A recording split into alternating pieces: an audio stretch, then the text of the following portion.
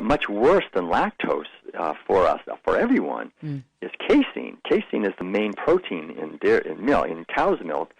Little baby calves have renin, which is the enzyme that breaks down casein. We do not have renin.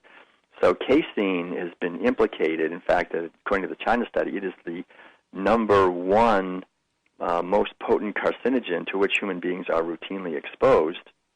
And we don't have, it's very difficult to break down. So the whole usual problems that little kids have growing up, like runny noses and tonsillitis and earaches and colds and all of these things, the whole colic and everything else.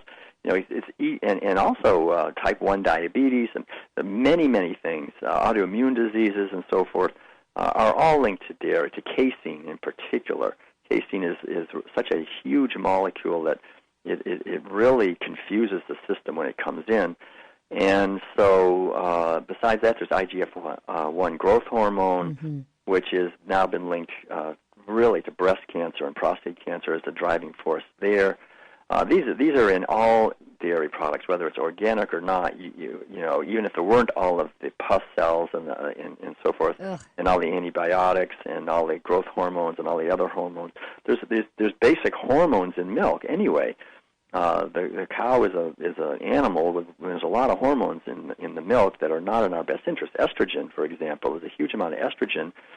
Men getting breasts and so forth. I mean, this is driven by the estrogen in milk, and girls. For example, in Japan, this became really obvious before the United States went in after World War II and started enforcing on the Japanese people dairy products.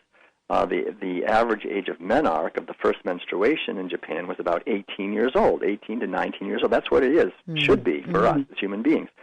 But once you start feeding girls a lot of estrogen, which is what is always in dairy products, especially in dairy products that are high in fat, like cheese and ice cream and cream and so forth, then that's where the estrogen really rides in the fat of the dairy. So now we have a situation where girls are having their first menstruation at the age of 10 or 12 or 11 or 9 or 8 or whatever. I mean, it's ridiculous. And so to force that on children, think of the incredible social devastation caused by teenage pregnancy and all these things that would never have to happen if we weren't eating dairy products.